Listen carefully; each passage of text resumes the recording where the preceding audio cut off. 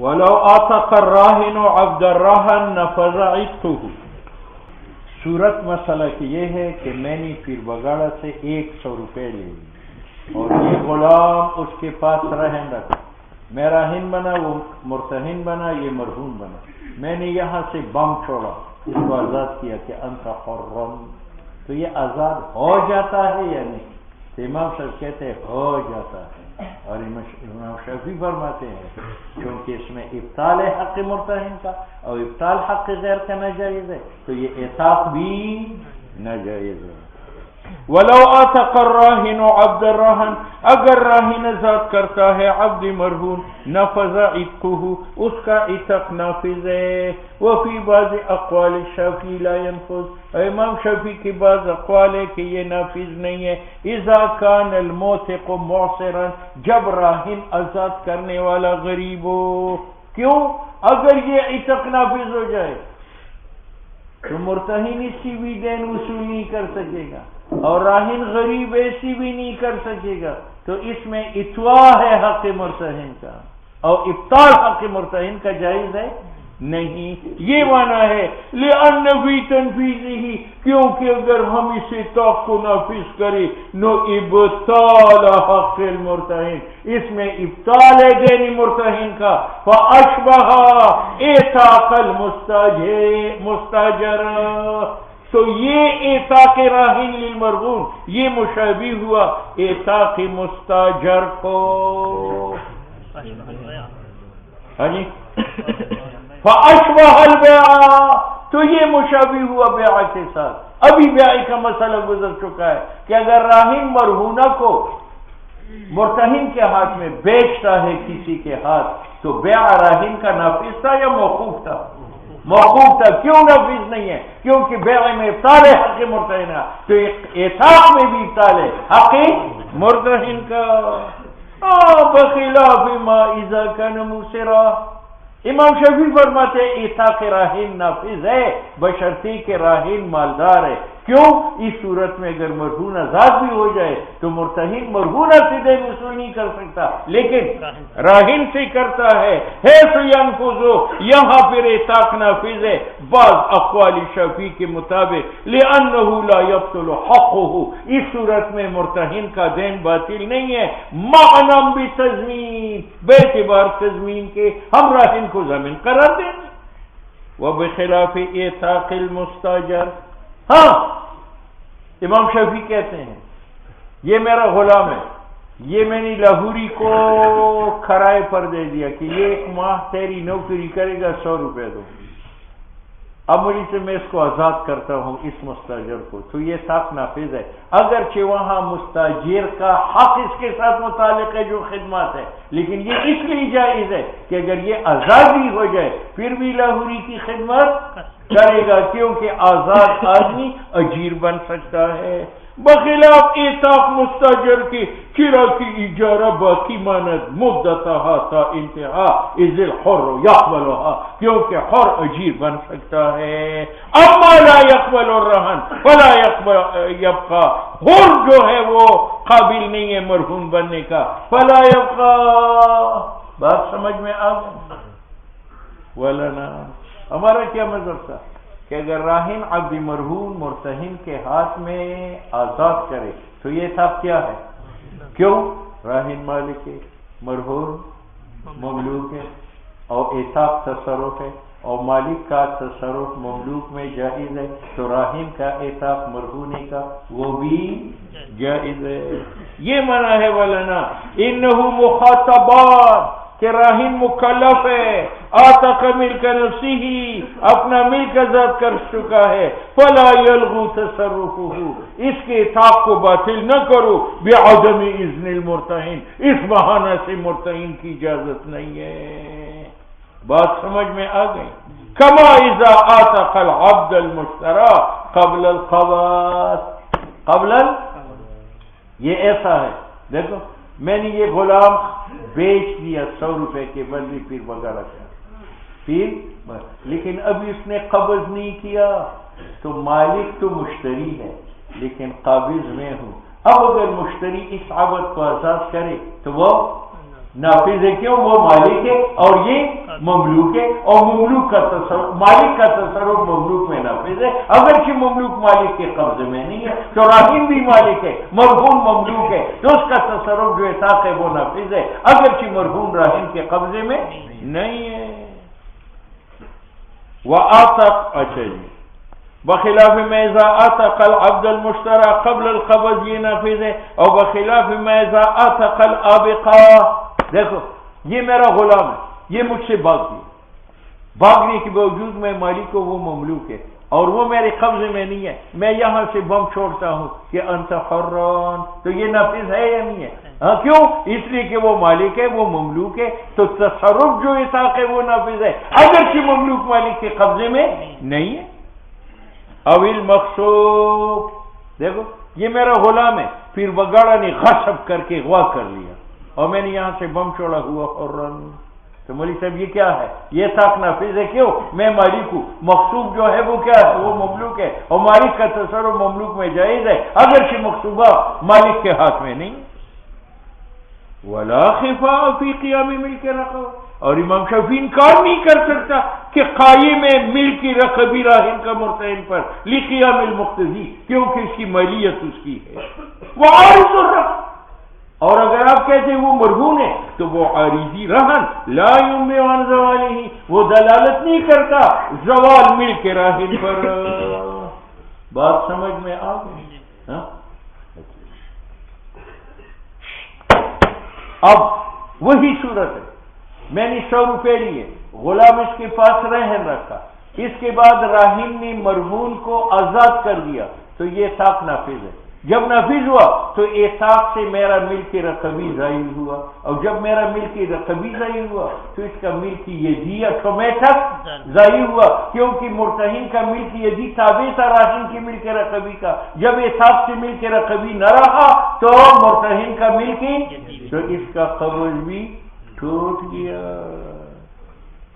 ثم اذا زال ملکہ، پھر جب زائل ہوا ملک راہن کا اس کی ذات میں بسبب اعتاق کے، یزول ملک المرتہن فی الید، تو مرتہن کا جو قبض تھا وہ زائل ہوا بناء مرتبا علیہ، یہ زوال ملک یدی کا مرتب علیہ زوال ملک رقبی پر، کا اعتاق العبد المشترکہ۔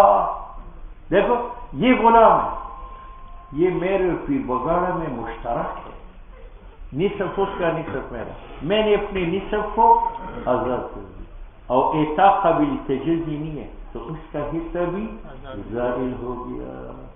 جب میری ملک رقبی کا زوال نصف سے آیا تو اس کا بھی ملک رقبی کا زوال آیا۔ جب اس کی ملک رقبی کو میں ظاہر کر سکتا ہوں، تو جب یہ مرتہن ہے تو اس کا جو ملک یدی ہے وہ بطریقے، یہ معنی ہے کہ اطاق العبد المشترک بل اولا، کیونکہ ملک رقبی جو شریک کا ہے وہ اقوا ہے ملک یدی کا جو مرتہن کا ہے۔ فلما لم یمنع الاعلی، جب شریک کی ملک رقبی مانی نہیں ہے میرے حساب سے، نو لا یمنع الادنی، مرتہن کا ملک یدی جو کمزور ہے وہ بطریق اولا مانی نہیں ہے۔ بات سمجھ میں آ گئی؟ امام شافعی نے کہا تھا کہ راہن تو عبد مرہون کو بیچ نہیں سکتا، ہبہ نہیں کر سکتا، تو اطاق بھی نہیں کر سکتا، تو کہتے ہیں یار بیچ اس لیے نہیں سکتا کہ بیع میں شرط ہے کہ بائع قادر والا تسلیم المبی، اور اس صورت میں راہن قادر نہیں ہے، اور ممتنی جو تھا نفاذ بیع کو ہبہ کا وہ اس وجہ سے لانعدام القدرت کہ راہن کی قدرت نہیں تھی علی التسلیم۔ بات سمجھ میں آ گئی؟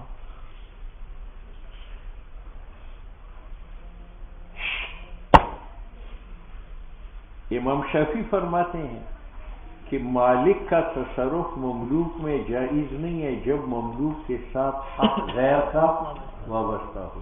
مثال، میں مرنے لگا، مرتے وقت میں نے کہا کہ اس عبد کو آزاد کرو، اور میرا اور کوئی مال نہیں تھا اور میری پر قرض تھا، تو یہ اعتاق، یہ تصرف مالک کا ہے مملوک میں، اس کے باوجود وہ نافذ کیوں؟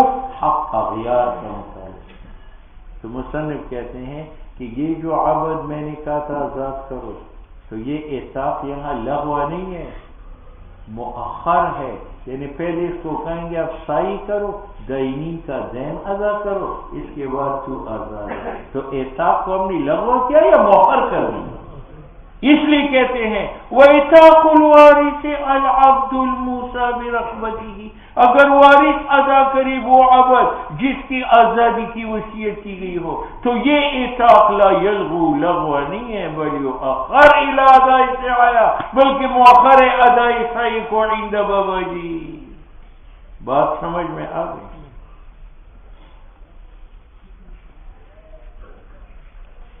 یہ بات ختم ہو گئی۔ سنو، میں نے 100 روپے لیے، اس کے پاس یہ غلام رہ رکھ، اور پھر میں نے اس کو آزاد کیا۔ امام سے فرماتے یہ اعتاق نافذ ہے، یہ اعتاق اب جب نافذ ہوا تو مولوی صاحب غلام صاحب کے ہاتھ سے نکل گیا اور دین آپ کا باقی ہے، تو مولوی صاحب اگر یہ مالدار ہے تو ان کو کہاں نکالو اس کی قیمت، اگر دین کی ادائیگی کا وقت نہیں آئے گا، ٹھیک ہے، تو میں اس کی قیمت کا ضامن ہوں گا، اور جب دین آ جائے تو آپ قیمت آپ دین میں مجرا کر لیں، اور اگر وہ غریب ہے تو ان کو کہو سائی کرو اپنی قیمت میں اور دین پہنچا دو۔ وَإِذَا نَفَذَ الْإِعْتَاقُ، جب راہن کا اعتاق نافذ ہو جائے، بَطَّلَ الرَّهْنُ، رہن سے وہ نکل گیا، لِفَوَاتِ مَحَلِهِ، کیونکہ وہ محل نہیں رہا رہن کا، ثُمَّ بَعْدَ ذَلِكَ، اس کے بعد إِنْ كَانَ الرَّاهِنُ مُوسِرًا، اگر راہن مالدار ہے، وَالدَّيْنُ حَالًا، اور دین کی ادائیگی کا وقت آیا تھا، نُطَالَبَ بِأَدَاءِ الدَّيْنِ، راہن سے مطالبہ کیا جائے کہ دین ادا کرو۔ کسی نے کہا قیمت مانگو، کہتے قیمت مانگنے کی کیا ضرورت ہے؟ اگر مجھ سے قیمت مانگی جائے تو وہ قیمت دین میں مجرا ہوگی، تو قیمت مانگو تو دین میں مجرا کرو، بہتر یہ ہے ڈائریکٹ دین مانگو۔ طولب بأداء الدین لأنه لو طولب بأداء القیمہ، اگر یہاں اس کی قیمت لی جائے نتقاع القاصۃ، برابر سرابر وہ قیمت ہوگی بقدر دین، نو فائدہ نہیں ہے کس کے اندر قیمت میں، او ان کان دین مؤجلا، اور اگر دین میں ابھی وقت تھا، نو خزت منہ قیمت العبد، راہن موسر سے قیمت عبد کی لی جائے گی، وجعلت رحنا مکانہ، اور وہ قیمت غلام کی جگہ راہن کی جائے گی، حتی یحل الدین، کیوں؟ سبب زمان کا راہن پر مخافت ہے، سبب زمان کا کیا ہے کہ اس نے حق مرتہن کو باطل کیا ہے اور تضمین میں فائدہ ہے۔ نفیضہ حلل اجل، جب دین کی ادائیگی کا وقت آئے، مرتہن وہ قیمت وصول کرے گا دین کے بدلے، کب؟ اذا کانا، جب قیمت جن سے حق سے ہو، ورد الفضل، اور اگر قیمت میں دین پر کچھ زیادت ہو وہ زیادت راہن کو واپس کرے گا، اور ان کا موسرا، اور اگر راہن کیا تھا تو اعتاق تو نافذ ہوا، عبد رہن سے نکل گیا، اب راہن غریب ہے، سے تو پیسے لے نہیں سکتے، نو کہتے ہیں سعال عبد فی قیمتی ہی، عبد سائی کرے گا اپنی قیمت میں، وقضا بہ الدین، اور دین ادا کرے گا، الا اذا کان بخلاف جنس حقیقی، اگر وہ قیمت جنس دین سے نہیں تھا۔ اب یہاں عبد سے سائی کیوں کرائے گا؟ تو کہتے ہیں عبد تو مرہون رہا نہیں، ان سے تو لے نہیں سکتے، اور راہن غریب ہے، غریب سے مطالبہ بھی غلط ہے، تو اب وہ اپنا دین اس سے لے گا جو عتق سے فائدہ اٹھاتا ہے، اور عتق سے فائدہ کس نے اٹھایا؟ عبد نے، تو دین بھی وہ ادا کرے گا۔ لأنه لما تعذر الوصول، جب متعذر ہوا وصول مرتہن کا عین حق کو من جہت الموتق، یرجع الى من، مرتہن رجوع کرے گا اس غلام پر، ينتفع بالعتق، جو اپنے عتق سے نفع اٹھاتا ہے، وهو العبد، لأن الخراج بالزمان، کیونکہ نفع تاوان سے ہوتا ہے، نفع غلام نے اٹھایا تھا تو تاوان بھی غلام دے گا، ٹھیک ہے۔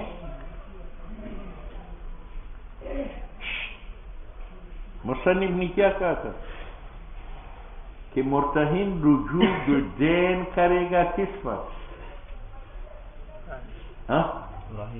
راہن پر، رجوع بالقیمت کرے گا راہن پر، کہتے اس کی تعویل یہ ہے جب قیمت اقل من الدین ہو تو کہے گا پوری قیمت کما کر مجھے دے دو، او اما اذا کان دینو، اور اگر دین اقل ہے، دین 100 روپے ہے اور قیمت 200 روپے ہے، تو وہ 200 میں سائی نہیں کرے گا، 100 میں کرے گا، وہ ہم ذکر کریں گے انشاءاللہ۔ بات سمجھ میں؟ اب آؤ، میں ریساک نافذ ہوں، مرہونہ رہن سے نکل گیا، میں غریب ہوں، تو یہ رجوع کس پر کرے گا؟ عبد پر۔ عبد نے وہ قیمت ادا کی، ادا کرنے کے بعد عبد مالک پر رجوع کرے گا، کیونکہ عبد نے جو دین اتارا اپنے دین اتارا ہے یا مالک کا اتارا؟ تو مالک پر رجوع کرے گا۔ ثم یرجع، پھر غلام رجوع کرے گا بما اس مال کے ساتھ سعی جو اس نے کمایا ہے۔ کس پر رجوع کرے گا؟ مولا پر۔ اور کب رجوع کرے گا؟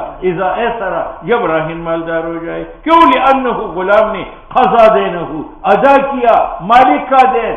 کسی نے کہا نہ ادا کرتا، کہتے ہیں وہ مسترن پہ میں شرع، غلام مجبور ہے کہ وہ قیمت ادا کرے۔ فیرجع، غلام رجوع کرے گا علیہ، مولا کے اوپر، بما اس رقم کے ساتھ تحمل عنہ، جو اس نے ادا کیا ہے مولا کی طرف سے۔ بات سمجھ میں آ گئی؟ بخلاف ہاں یہ غلام میرے اور پیر بگاڑ میں مشترک ہے، میں نے اپنا نصف غلام آزاد کیا، تو اس کا نصف غلام ہے یا وہ بھی آزاد ہے؟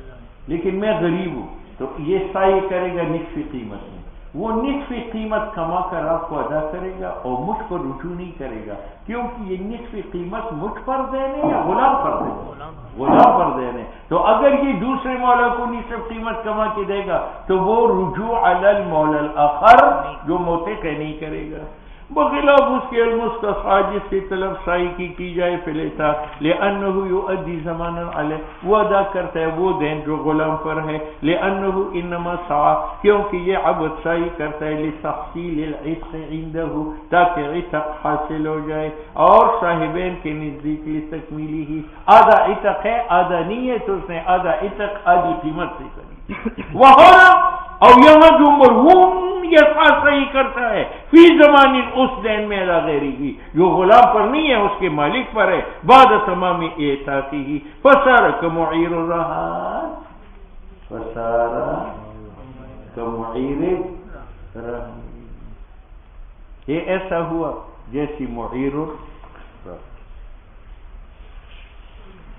معیر الرہن کی صورت یہ ہے کہ میں نے پیر بگاڑا سے 100 روپے ادھار ہوئے، 100 روپے، اس نے مجھے کہا میرے پاس کوئی چیز رہن رکھو، میرے پاس کچھ بھی نہیں تھا، تو میں نے سفینوں سے یہ خر عاریتاً مانگا، ہاں، اور یہ مستعار خر اس کے پاس رہے، میں کہا اس کے پاس مجھ میں طاقت نہیں ہے کہ دین ادا کر کے خر چھوڑا دو سفینہ کو واپس، اور سفینہ کو ضرورت ہے خر کا، تو سفینہ نے پیسے جیب سے نکال کر اس کا قرض اتارا اور اپنا خر لے گیا۔ اب سفینہ جو اس کو پیسے دے گا مجھ پر رجوع کرے گا یا نہیں کرے گا؟ ہاں، یہ معنی ہے فسار کمعیر الرہان۔ بات سمجھ میں آ گئی؟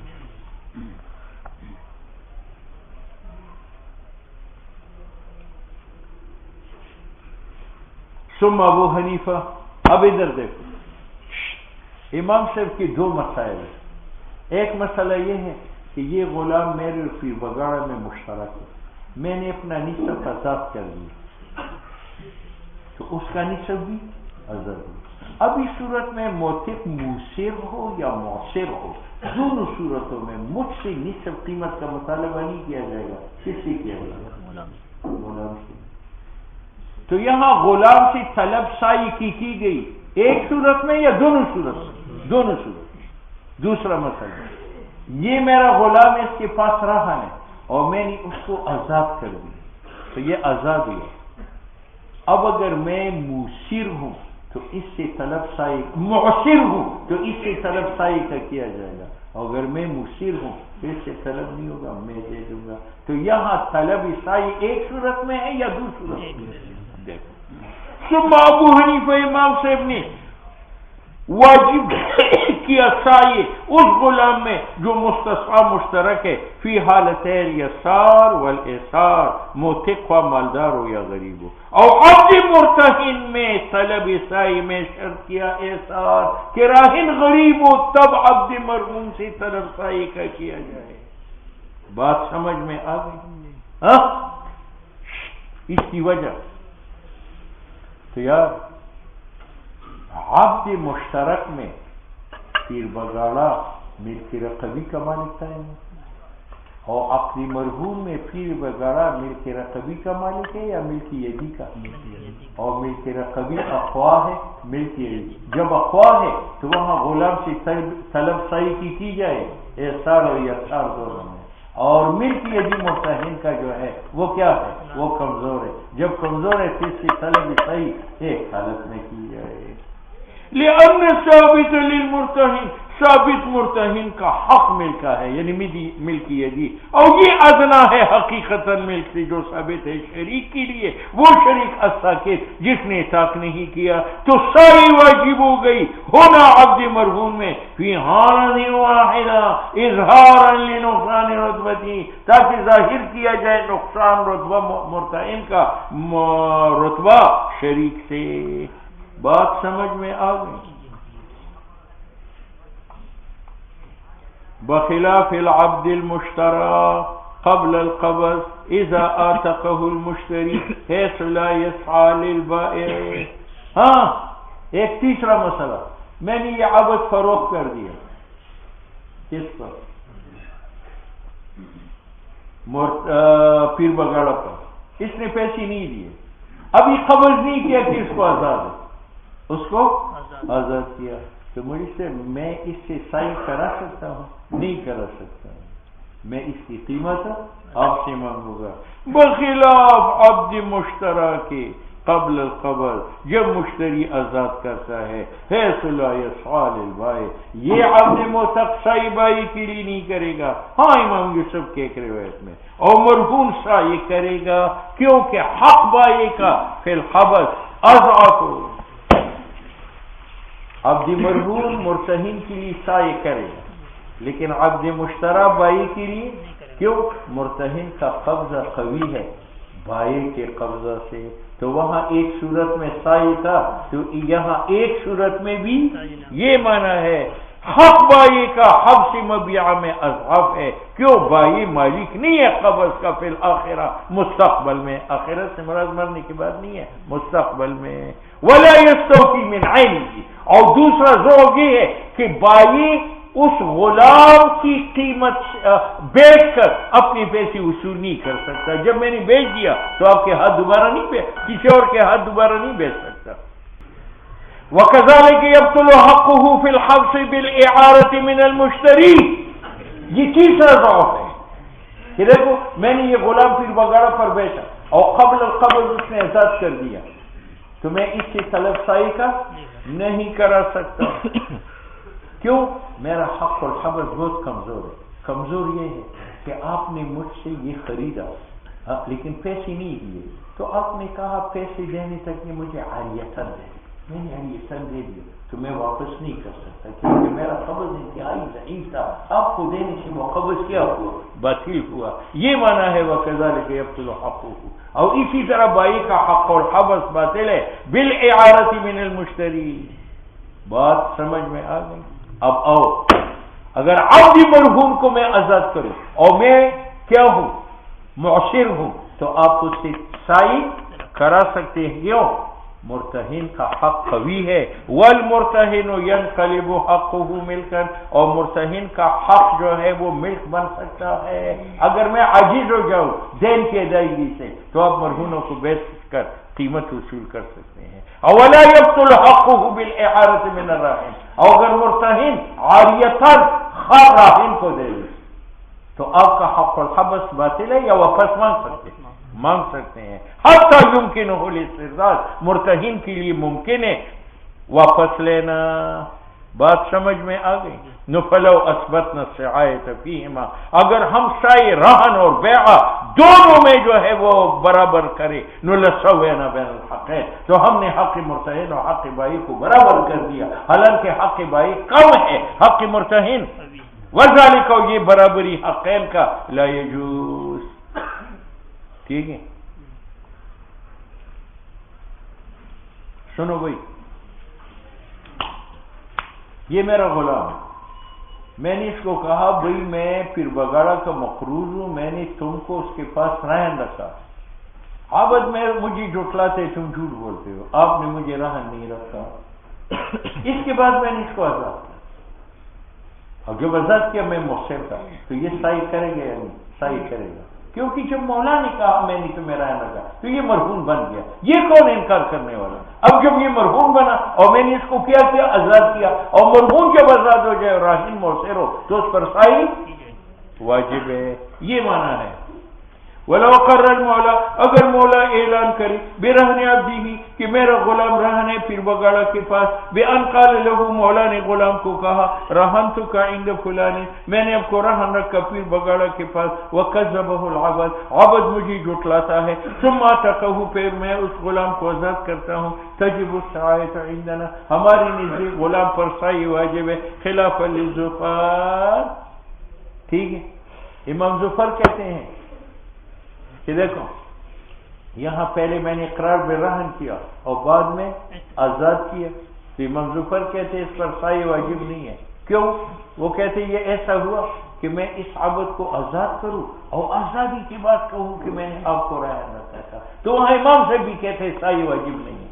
تو جس طرح اقرار بالرہن بعد العتاق جو ہے موجب صحیح نہیں ہے، تو اسی طرح اقرار بالرہن قبل العتاق جو ہے وہ موجب.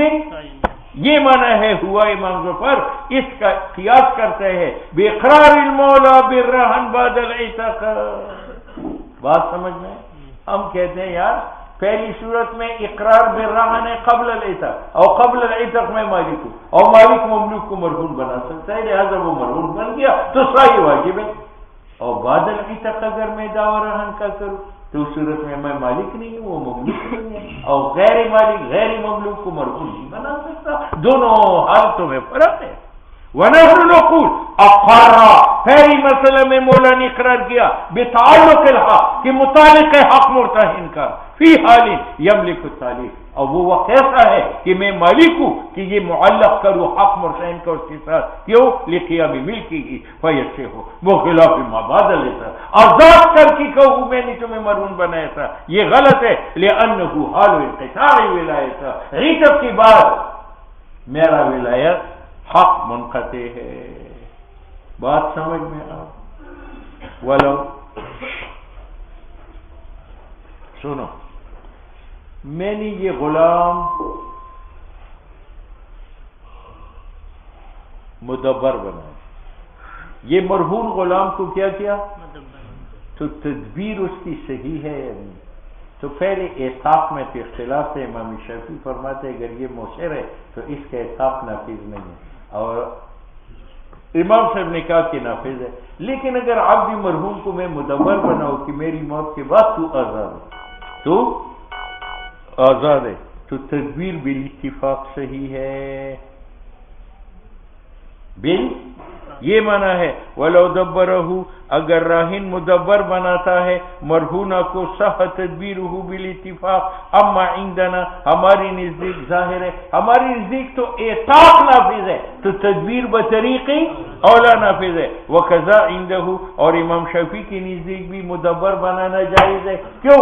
مرہون کا حکم کیا ہے کہ مرتہن اس کو بیچے اور دین وصول کرے، اور تدبیر مانی بیع سنین کے نزدیک مدبر کا بیچنا کیا جائز ہے. وَأَمَّا عِنْدَهُ لِأَنَّ التَّدْبِيرَ مدبر بنانا لا يمنع البيع، وہ منع نہیں کرتا مرہونی کی بیع علی اصلہ. بات سمجھ میں آ گئی؟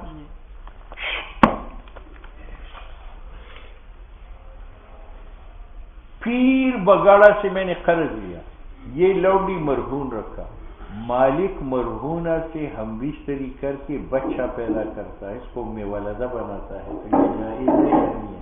تو بالاتفاق جائز ہے. ام ولدہ بننے سے پہلے بھی یہ مرہونہ تھی, ام ولدہ بننے کی دیکھو.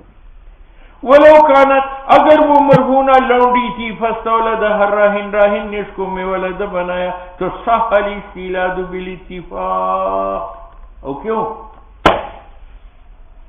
یہاں لونڈی میری ہے اور اس کے ساتھ مرتہن کا حق وابستہ ہے, مرتہن حق وابستہ, وہ حق اس کی استیلاد سے مانی نہیں ہے, استیلاد سے مانی نہیں ہے. وہ یہ ہے, کیوں؟ وجہ یہ کہ اس کی مرہون ہونے کے باوجود میں مالک ہوں یا نہیں, اور مالک مرہونہ کو میں ولدہ بنا سکتا ہے, بلکہ اس سے کمتر حق کے ساتھ بنا سکتا ہے. یہ میرا بیٹا ہے, یہ میری بیٹی کی لونڈی ہے, میں نے حدیث سنا انت و مالک لابیک, تو میں نے کہا یہ لونڈی میری بیٹی کی ہے اور بیٹا میرا ہے تو یہ لونڈی میری ہے. اب اس کو باپ نے ام ولدہ بنائے تو یہ جاتا ہے, حالانکہ باپ کا حق بیٹی کی لونڈی میں اضعف ہے, اس اضعف حق کی وجہ سے اس کو ام ولدہ بنا سکتا ہے. تو یہ تو مملوک ہے, اور یہ تو بطریقی لأنه استیلاد صحیح شود بأدنى الحقین, معمولی حق کے ساتھ, وہ ہوا ماں, یہ وہ حق ہے جو باپ کا ہے, فی جاریت الابن نو فیصح بالاعلی, تو مل کے رقبی کے ذریعے میں ولدہ بطریق اولا بنا سکتا ہے. بات سمجھ میں آ گئی؟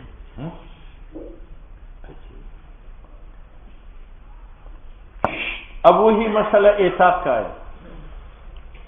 راہن اپنی عبد مرہون کو مدبر بناتا ہے, تدبیر صحیح ہے. اپنی لونڈی مرہونہ کو ام ولدہ بنا سکتا ہے, استیلاد صحیح ہے, ٹھیک ہے.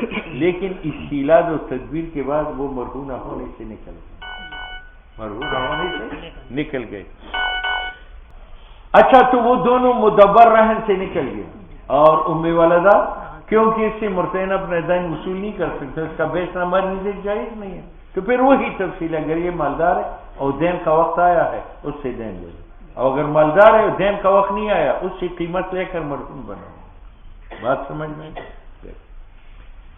وَإِذَا صَحَّ, اور جب تدبیر و استیلاد صحیح ہو گئے, نو خرجا مدبر و مولدہ نکل گئے رہن سے, لبطلان المحلیت, کیوں یہ دونوں محل نہیں ہے رہن کا, اذ لا یصح, صحیح نہیں ہے وصولی دین کا منہما.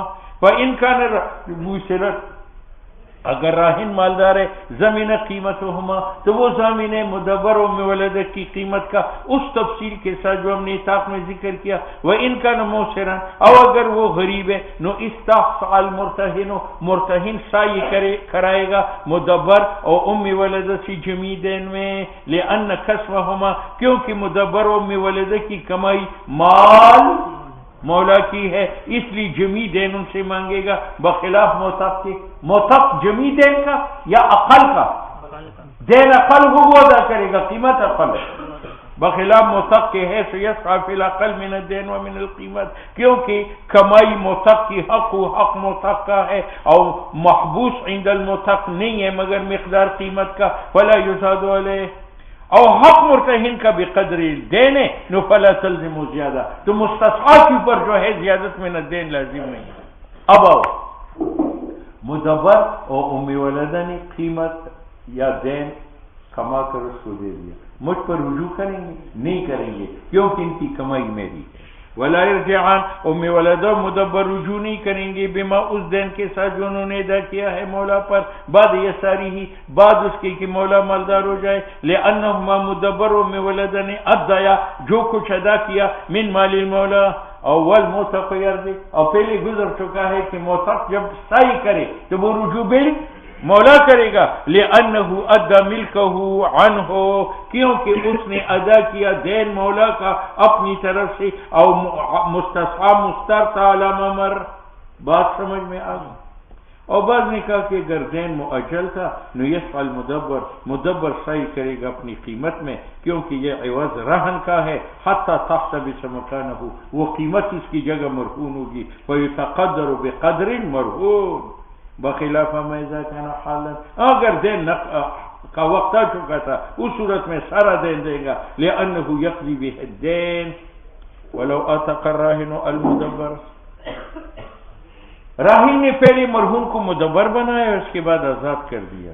وقت قضی علیہ بالسعایا، لیکن آزاد اس وقت کیا کہ اس پر سائی کا حکم کیا تھا. او لم یقضی، یا قضا بالسائی نہیں ہوا تھا، نو لم یسع، پھر وہ سائی نہیں کرے گا مگر بمقدار قیمت کی، کیونکہ اس کی کمائی عتق کے بعد اپنا ملک ہے. اور جو اس نے ادا کیا عتق سے پہلے وہ رجوع علی المولا نہیں کرے گا، کیونکہ اس نے ادا کیا ہے من مال.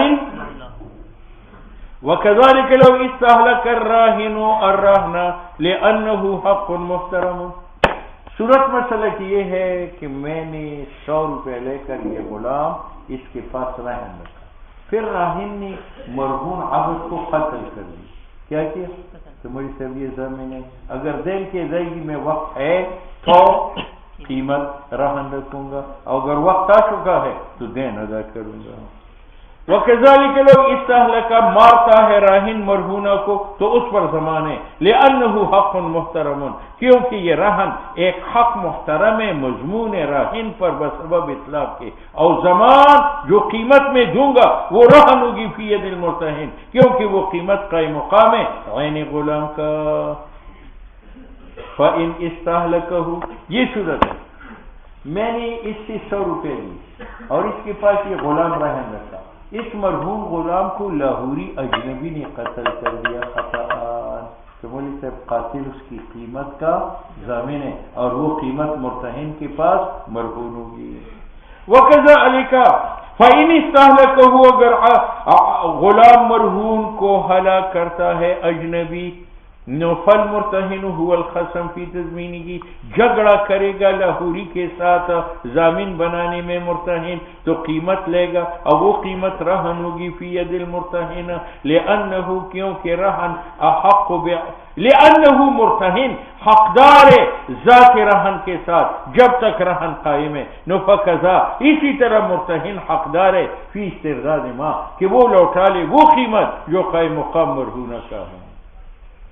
اب جس دن میں غلام رہن رکھتا تھا اس کی قیمت 100 روپے، اور جس دن لاہوری اس کو قتل کرتا تھا 50 روپے. تو لاہوری قاتل 100 کا ضامن ہوگا یا 50 کا ہوگا؟ 50 جو یوم الحلاک کا ہے. اور واجب قاتل کے اوپر قیمت غلام کا ہے یوم الحلاک کا، تو اگر قیمت یوم الحلاک 500 ہے اور یوم رہن 1000 ہے، نو غرم 500، تو لاہوری 500 کا ہے اور وکانت، اور وہ 500 رہن ہے، وسقط من الدین 500، اور 500 دین سے ساقط ہو گئے. فصار الحکم، تو حکم 500 میں جو زائد علی الدین قیمت میں، کأنہا حلقت بآفت، اس کا مرتہن ضامن ہے.